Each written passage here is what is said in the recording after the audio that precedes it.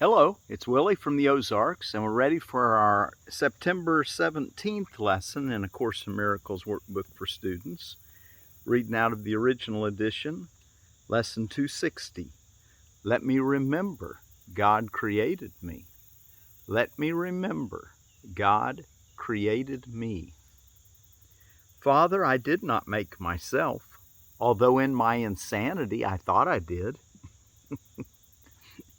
Self-made man has a whole different meaning now, doesn't it? We want to be, if you're going to be a self-made man or woman, you want to make sure it's the capital S, the part that's one with God, the Christ. Otherwise, you might be making something using ambition and a lot of determination that is not in harmony with your true self, and just going to make you a little bit unhappy.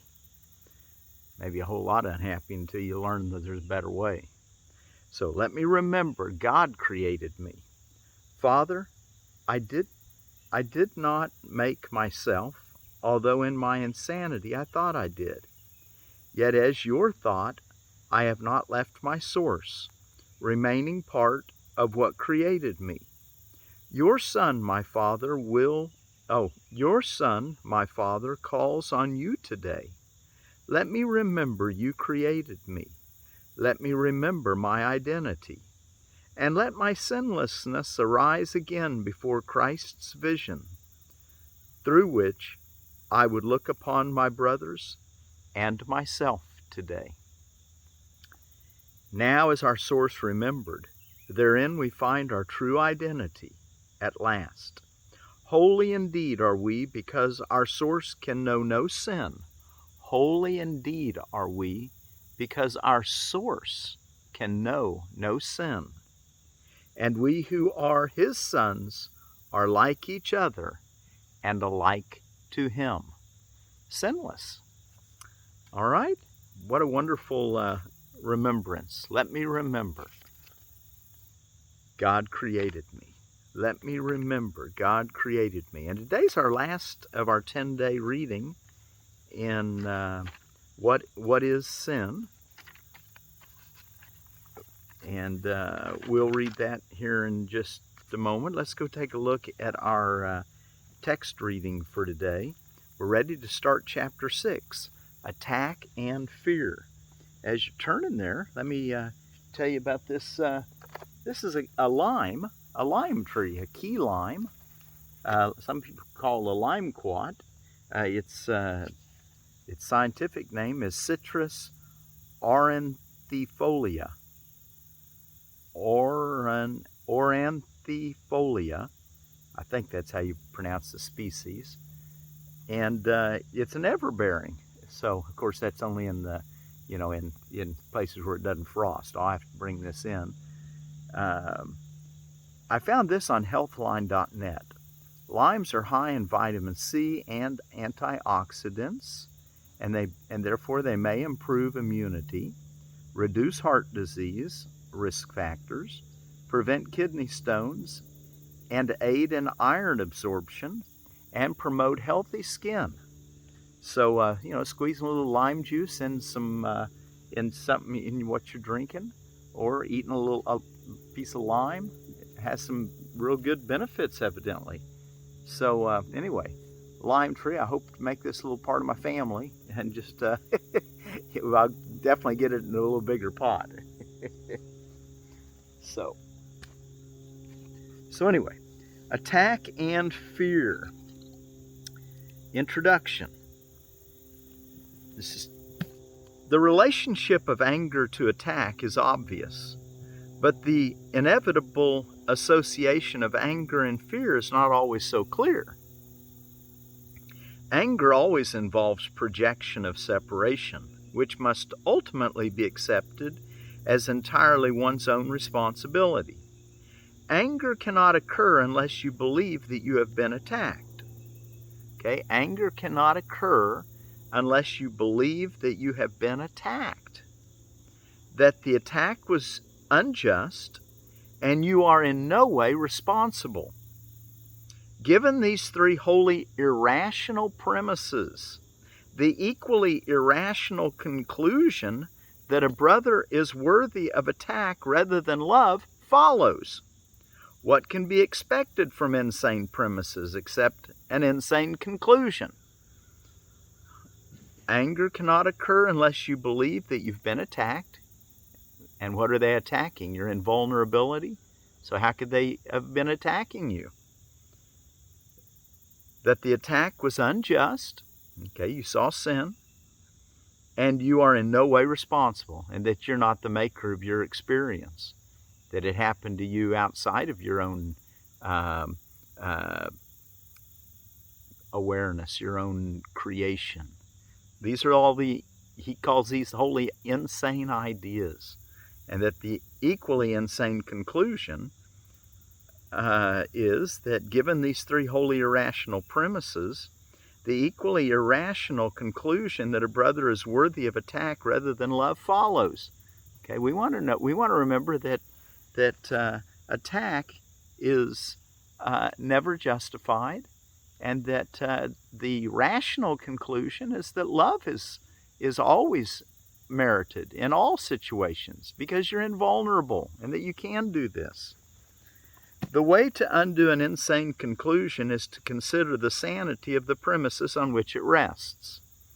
You cannot be attacked. Attack has no justification, and you are responsible for what you believe. You've been asked to take me as your model for learning, since an extreme example is a particularly helpful learning device. WWJD, what would Jesus do? He's a good example. Everyone teaches and teaches all the time. This is a responsibility which he inevitably assumes the moment he accepts any premise at all. And no one can organize his life without any thought system. Once he has developed a thought system of any kind, he lives by it and teaches it. Paragraph 3. You've been chosen to teach the atonement precisely because you have been extreme examples of allegiance to your thought system and therefore have developed the capacity for allegiance. It has indeed been misplaced, but it is a form of faith which you yourselves have been willing to redirect. You cannot doubt the strength of your devotion when you consider how faithfully you have observed it. It was quite evident that you had already developed the ability to follow a better model if you could accept it. Okay, let's go on to read the first page in the next section. That was the introduction, which was power-packed full of some really wonderful premises and concepts. We're going to start off, and we won't read this whole section too, the message of the crucifixion, but we'll read the first page. It's going to take us a 3 days to get through this one. The message of the crucifixion. For teaching purposes, let us consider the crucifixion again. We've not dwelt on it before because of its fearful connotations. The only emphasis we laid upon it was that it was not a form of punishment. Nothing, however, can be really explained in negative terms only. There is a positive interpretation of the crucifixion which is wholly devoid of fear and therefore wholly benign in what it teaches if it is properly understood. The crucifixion is nothing more than an extreme example. Its value, like the value of any teaching device, lies solely in the kind of learning it facilitates. It can be and has been misunderstood. This is only because the fearful are apt to perceive fearfully. Paragraph 5. I've already told you that you can always call on me to share my decision and thus make it stronger. I also told you that the crucifixion was the last foolish journey that the sonship need take, and that it should mean release from fear to anyone who understands it. Look what he's calling that. I've already told you that you can always call on me to share my decision and thus make it stronger. I also told you that the crucifixion was the last foolish journey that the sonship need take, and that it should mean release from fear to anyone who understands it. That's what we want to do, is understand the crucifixion so it can release us from fear. While we emphasized only the resurrection before, The purpose of the crucifixion and how it actually led to the resurrection was not clarified at that time. Nevertheless, it has a definite contribution to make to your own lives. And if you will consider it without fear, it will help you understand your own role as teachers. Paragraph 6. You've reacted for years as if you were being crucified. This is a marked tendency of the separated ones, who always refuse to consider what they have done to themselves. Projection means anger. Anger fosters assault, and assault promotes fear. Let's read that again. Projection means anger. Anger fosters assault, and assault promotes fear. The real meaning of the crucifixion lies in the apparent intensity of the assault of some of the sons of God upon another. This, of course, is impossible and must be fully understood as an impossibility. In fact, unless it is fully understood as only that, I cannot serve as a real model for learning. Okay, so what is it that we need to understand? That the real meaning of the crucifixion lies in the apparent, it's appearance only, apparent intensity of the assault of some of the sons of God upon another. This, of course, is impossible and must be fully understood as an impossibility. Okay, there can't be an assault on a son of God. We're invulnerable, and we have to realize that that was just the appearance. And Jesus went through the appearance and proved that the resurrection is real, not death. All right? 7. Assault can ultimately be made only on the body. There is little doubt that one body can assault another and can even destroy it. Yet if destruction itself is impossible, then anything that is destructible cannot be real. Therefore, its destruction does not justify anger. To the extent to which you believe that it does, you must be accepting false premises and teaching them to others. Remember, whatever you accept as a thought system, you automatically teach. And so if you are teaching that anger is justified by justifying anger yourself, well, then you're teaching a erroneous thought system. The message which the crucifixion was intended to teach was that it is not necessary to perceive any form of assault in persecution, because you cannot be persecuted. Wow, now there you go. If you respond with anger, you must be equating yourself with the destructible and therefore regarding yourself insanely. If you see yourself as destructible, you're seeing yourself as a body, which he says is insane. I have made it perfectly clear that I am like you and you are like me. But our fundamental equality can be demonstrated only through joint decision. You are free to perceive yourselves as persecuted if you choose. You might remember, however, you're free to choose to see yourself as persecuted if you choose. But you might remember, however, when you do choose to react that way, that I was persecuted as the world judges and did not share this evaluation for myself. And because I did not share it, I did not strengthen it. I therefore offered a different interpretation of attack, and one which I do want to share with you. If you will believe it, you will help me to teach it. Okay, we want to look beyond appearances, and we want to see that we can't be attacked, and that anger has no justification. Of course, he's going to develop that. We're going to stop there for today. We'll be ready for paragraph 9 tomorrow. All right, let me remember. God created me. And let's take a look at what is sin for this will be our last time. We've read it for the last 10, this is our 10th day. What is sin? Sin is insanity.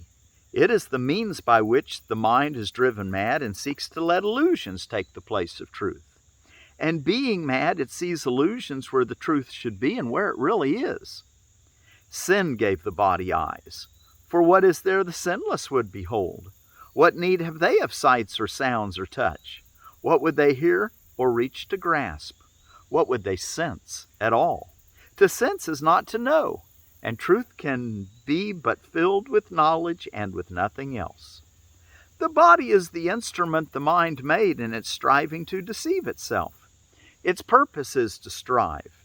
Yet can the goal of striving change, and now the body serves a different aim for striving. What it seeks for now is chosen by the aim the mind has taken as replacement for the goal of self-deception. Truth can be its aim as well as lies. The senses then will seek instead for witnesses to what is true. Sin is the home of all illusions, which but stand for things imagined, issuing from thoughts which are untrue. They are the proof that what has no reality is real. Sin proves God's Son is evil. Timelessness must have an end. Eternal life must die. And God himself has lost the Son he loves, with but corruption to complete himself.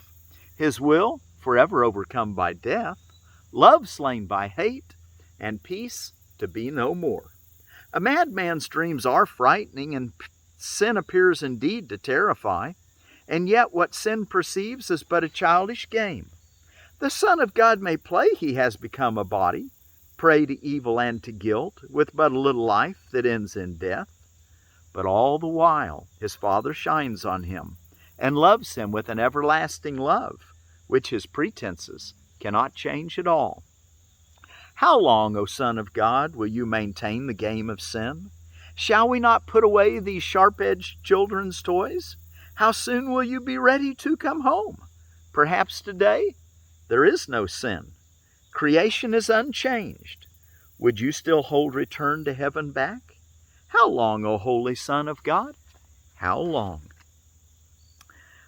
Okay, and hey, I told you the other day about that near-death experience. That lady's name is Anita Moorjani, Moorjani, I think. Might be an E in there after Moor. Anita Moorjani. Okay, and today's text reading again. Let me remember, God created me. Father, I did not make myself, although in my insanity I thought I did. Oh, let's see. I've got a little uncomfortable, it's back here so you can see me. Father, I did not make myself, although in my insanity I thought I did. Yet as your thought, I have not left my source, remaining part of what created me. Your Son, my Father, calls on you today. Let me remember you created me. Let me remember my identity, and let my sinlessness arise again before Christ's vision. And let my sinlessness arise again before Christ's vision, through which I would look upon my brothers and myself today. How is our source remembered? And therein, now is our source remembered, and therein we find our true identity at last. Holy indeed are we, because our source can know no sin, and we who are his sons are like each other, and alike to him. Let me remember, God created me. So let's keep that in mind, that you are created in the image of God, and that you have this connection with your Creator that makes you invulnerable, and that as such, many of the old ideas you used to hold are antiquated. They're old ideas that need not be lived according to any longer. So the sooner we can let them go, the ones that aren't speaking for love your neighbor as yourself, and the ones that don't speak for forgiving everyone all the time for everything, and seeing the good, those are the things we want to let go and develop this new thought system, which allows us to also teach it, because that's what we're living according to. So let me remember, God created me, and I would encourage you to take a look at Anita Moorjani's near-death experience. Any of her talks are really wonderful. She wrote a wonderful book, Dying to Be Me. So anyway, just encouraging you to beyond the happy journey, and lots of other people are on it. This is A Course in Miracles. It is not the Course in Miracles. There's lots of ways to God. All right, well, until tomorrow, let me remember God created me. Let me remember God created me.